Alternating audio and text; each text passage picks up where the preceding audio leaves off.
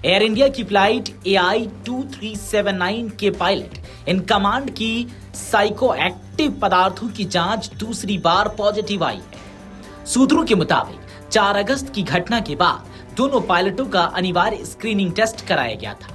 सह पायलट की जांच में ऐसी कोई चिंता सामने नहीं आई, जबकि पायलट इन कमांड की शुरुआती रिपोर्ट के बाद सैंपल को पुष्टि के लिए अधिकृत प्रयोगशाला भेजा गया था, जहां टेस्ट पॉजिटिव आया।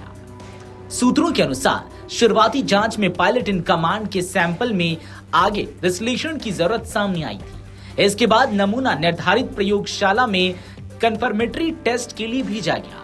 अब इस जांच की रिपोर्ट भी पॉजिटिव आई है। सूत्रों के मुताबिक पायलट के सैंपल में साइकोएक्टिव पदार्थ की मौजूदगी पाई गई है।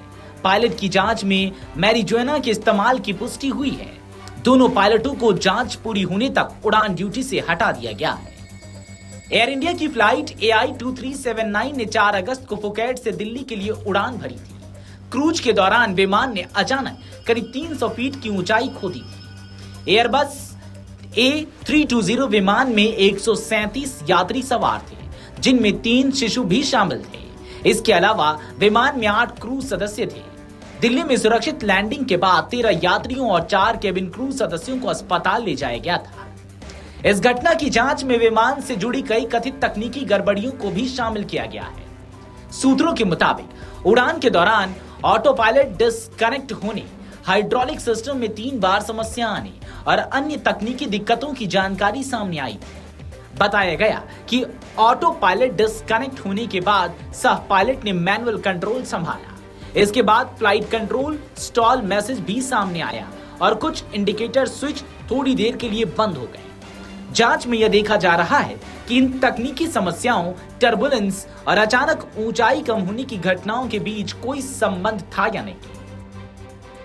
एयर इंडिया ने शुरुआत में इसे टर्बुलेंस से जुड़ी घटना बताते हुए कहा था कि इससे विमान की ऊंचाई में थोड़ी देर के लिए बदलाव हुआ।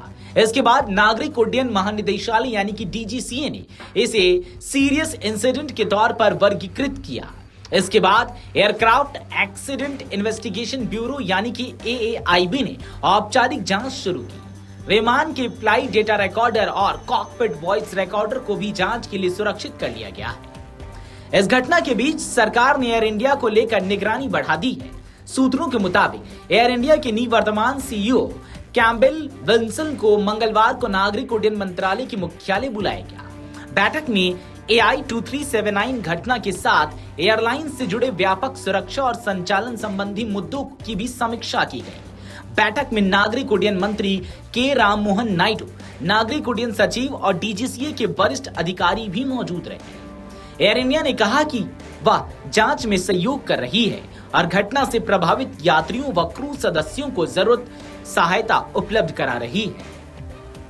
वीडियो डेस्क अमरउजाला.com। अगर आप ये वीडियो YouTube पर देख रहे हैं तो हमारे चैनल को सब्सक्राइब कर बेल आइकन दबाएं और Facebook पर देख रहे हैं तो हमारे पेज को लाइक करें।